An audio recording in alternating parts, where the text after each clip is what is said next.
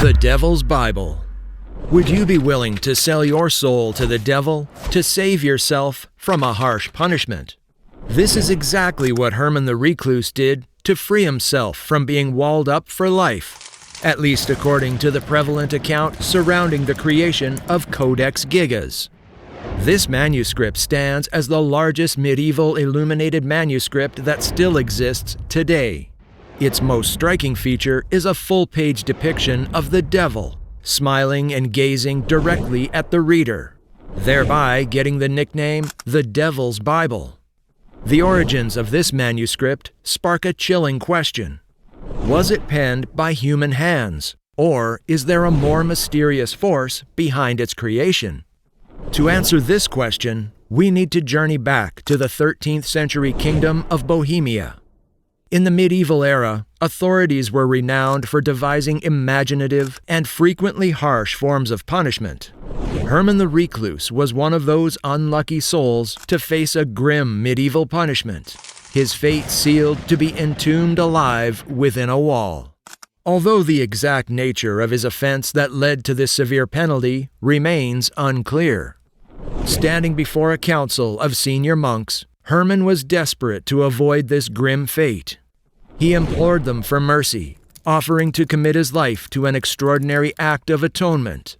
Moved by the monk's genuine appeal, the council conceded and granted Herman one night to prove his worth.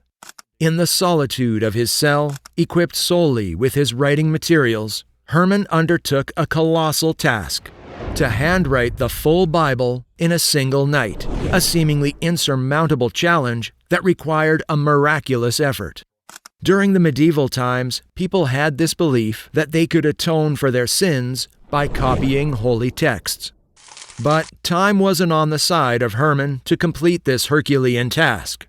As the hours dwindled and desperation set in, faced with the looming threat of his dire punishment, he shifted his prayers from God to Satan, calling upon darker forces for assistance. By dawn, the monks discovered Herman alongside a massive book, finished and resting on his desk. At its center was a striking illustration of the devil, a testament to the pact Herman made for its completion. This illustration presents the beast with fiery red horns and dual tongues, clad only in a loincloth made of ermine, a fur associated exclusively with nobility. This detail subtly alludes to the devil's role as the Prince of Darkness. Positioned in a desolate setting, confined by two towering structures, this menacing image has etched itself into legend, striking a mix of awe and fear in those who saw it. Although the captivating tale surrounding this manuscript may be more myth than fact, its significance remains undiminished. Calling it gigantic is no exaggeration. Weighing in at 165 pounds, this book stands at 35 inches tall, spans 20 inches in width, and boasts a thickness of 8.7 inches. This ancient volume is an extraordinary collection, encompassing the Old and New Testaments, along with historical, theological writings and a section on medicine. In addition to its major contents, the manuscript contains smaller entries, notably including discussions on exorcism, spells, and a calendar. The illustrations that adorn its pages are extraordinary as well, featuring biblical scenes alongside mythical beings like dragons and demons. Given the book's mysterious aura, it's unsurprising that it's enveloped in a wealth of myths and legends, some ascribing supernatural abilities to it. Among these tales is the account of a thief who met his end by lightning while trying to steal the manuscript. Another account highlights the crucial role the Codex played in exorcisms during the Black Death, allegedly saving many lives through its mystical powers. The allure of the Codex is further increased by the absence of 10 of its pages. In 1697, a devastating fire swept through the royal castle in Stockholm, where the Codex was kept. To salvage the treasures of the royal library, books were hurled from the windows, including the Codex Gigas. It is believed that the turmoil of this event led to the loss of the 10 pages. To this day, the whereabouts of these elusive pages continue to be a mystery. Nevertheless, some alternative theories suggest that the missing section didn't just accidentally fall out, but was deliberately removed. Could the information contained on these pages have been so revolutionary and capable of significantly altering our long-standing beliefs that it warranted being concealed indefinitely? We might never know the answer to this question. Book of Enoch. In 1947, while searching for a lost goat near the Dead Sea's Qumran area, Muhammad Ed Haiben, a Bedouin shepherd, discovered a cave containing jars with ancient scrolls wrapped in linen. Initially, he and his friends sold these scrolls to a dealer in Bethlehem, not realizing their importance. Scholars eventually learned of the find, leading to further excavations that uncovered nearly 900 manuscripts, now known as the Dead Sea Scrolls. Among these texts, a captivating discovery was made, a long-lost religious manuscript that had faded from collective memory.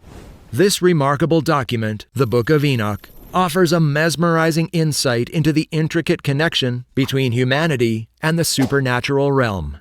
Enoch is a figure from the Hebrew Bible, primarily mentioned in the book of Genesis. While his appearance in the Bible is brief, subsequent texts, such as the Book of Enoch, delve deeper into his narrative. According to Genesis chapter 5, verses 18 to 24, Enoch was born to Jared and went on to father Methuselah, making him Noah's great-grandfather. His existence predates the era of the Great Flood. In the dawn of the first millennium, the Book of Enoch was mysteriously omitted from the sacred scriptures of Judaism and Christianity. There's speculation that this exclusion was driven by the book's unveiling of hidden truths, perhaps too profound or controversial for the church to acknowledge openly. The Book of Enoch stands unparalleled in its detailed and significant portrayal of angels, more so than any other religious text. The book outlines two distinct categories of angels, the archangels and the watchers. The archangels are characterized as devoted servants of God, entrusted with carrying out divine judgment and upholding the harmony of the cosmos. In the section known as the Book of the Watchers, there's a compelling account of the fallen angels, also called the Watchers, who rebel against divine command. These beings descend to earth, where they forge relationships with human women and share knowledge that was meant to remain hidden. Led by Azazel and Shemi-Hazah, these divine beings challenged God's authority by descending to earth. Their interactions with human women gave rise to the Nephilim, immense beings whose existence brings chaos and destruction to the world. One intriguing hypothesis surrounding the text is its implication of an extraterrestrial influence on human origins. Enoch narrates an ascent to the heavens, detailing his journey in a chariot ablaze, led by horses of fire. This narrative, particularly Enoch's celestial journey, facilitated by Archangel Haniel the Prince, has led some modern thinkers to speculate about a possible extraterrestrial encounter, likened to an alien abduction. During his ascent, Enoch climbs further into the heavens, coming into contact with Shekinah, regarded as the physical manifestation of God, within a place filled with fiery elements like walls, swords, and wheels. This has led to speculation that Enoch's descriptions could be an attempt to articulate encounters with luminous objects, control panels, and possibly advanced technologies. Other experts also connect the Watchers from the book to the Anunnakis of the Sumerian texts. These are beings who descended from a distant planet, Nibiru. These beings initiated contact with our planet some 500,000 years ago. However, their intentions extended beyond mere interaction. They harbored a particular fascination with gold, a vital commodity essential for mending the atmosphere of their home planet. Since the Anunnaki couldn't mine gold on their own, they reportedly engaged in genetic engineering to create primitive humans, tasking them with mining the gold they sought. With the rise of the Sumerian civilization, the Anunnaki had already imparted essential skills such as writing, mathematics, and urban planning to humanity. These foundational advancements paved the way for the development of life as we know it today. The functions of the Anunnaki on Earth closely align with the actions of the Watchers depicted in the Book of Enoch, leading to an intriguing parallel. This resemblance prompts a compelling question. Are the Watchers and the Anunnaki, in fact, the same entities? Lost Gospel. The idea of a romantic bond between Jesus and Mary Magdalene has long fascinated scholars and theologians. This intriguing hypothesis was the central theme in the controversial book The Da Vinci Code, where the Holy Grail is portrayed not as a physical object, but as a groundbreaking secret, the offspring of Jesus and Mary Magdalene.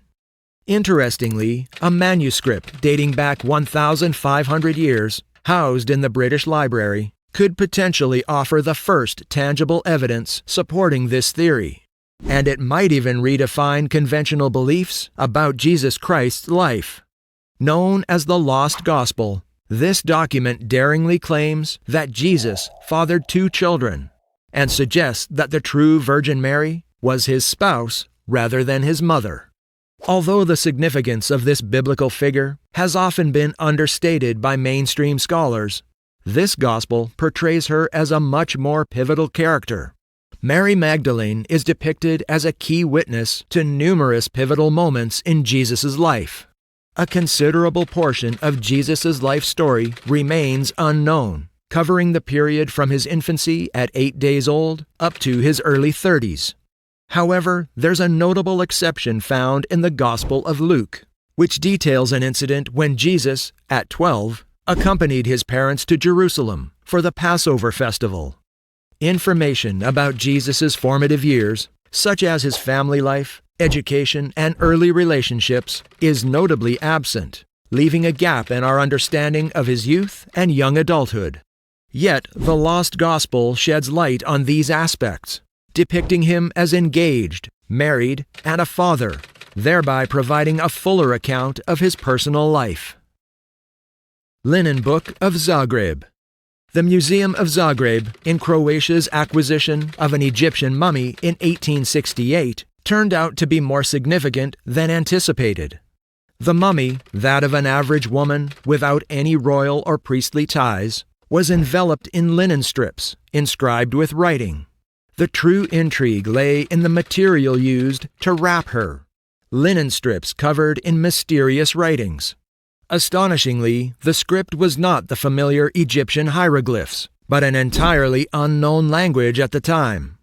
For 2 decades, the script remained a mystery, until scholars finally cracked the code, revealing it as Etruscan, the language of a civilization that thrived in pre-Roman Italy. This revelation was astounding. While ancient texts often mentioned Etruscan linen books, none had ever been found. Even today, this language isn't fully understood, as very little of it has survived. The linen wrapping the mummy wasn't just the first intact Etruscan linen text ever discovered. It was also the most extensive Etruscan manuscript ever unearthed, making the find nothing short of revolutionary.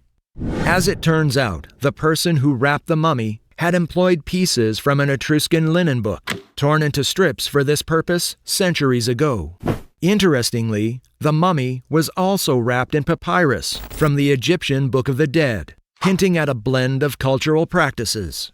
By employing cutting-edge infrared photography, researchers were able to reveal the writings on the linen, uncovering a detailed ritual calendar.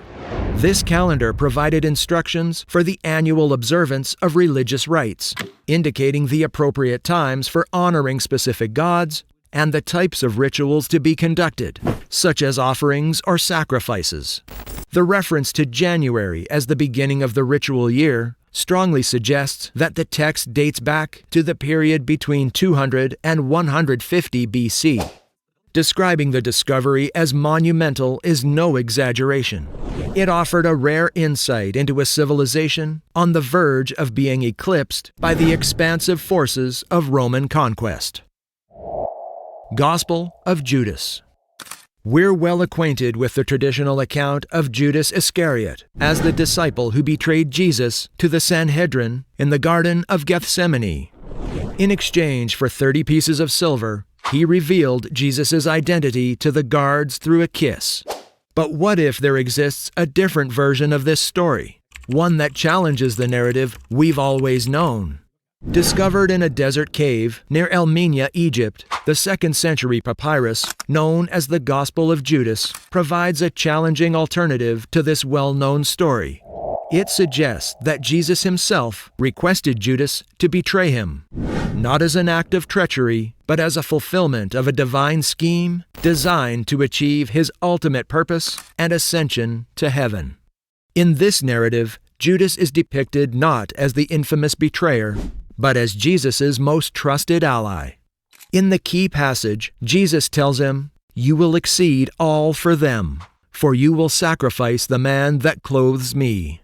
He is entrusted with sacred knowledge that remains hidden from the other apostles, including profound insights into human origins, the realm of celestial beings, and the structure of the universe. Another shocking insight from the book is that Judas did not end his life by his own actions.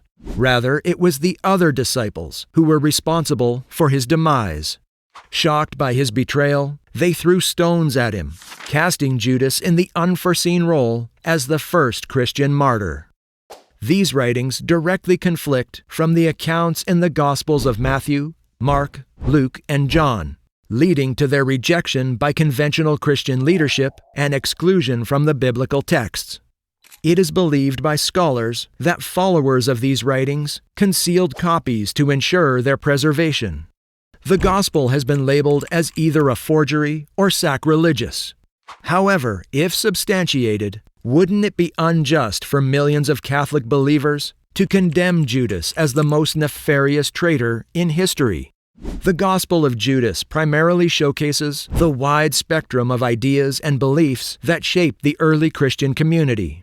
Alongside other Gnostic scriptures, it highlights the presence of alternative viewpoints, illustrating that the early stages of Christianity were marked by diversity rather than uniformity.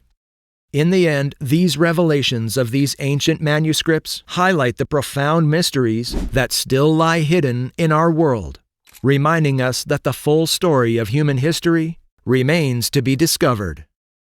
But what are your thoughts about this? We hope you like our story, and we'll catch you in the next one.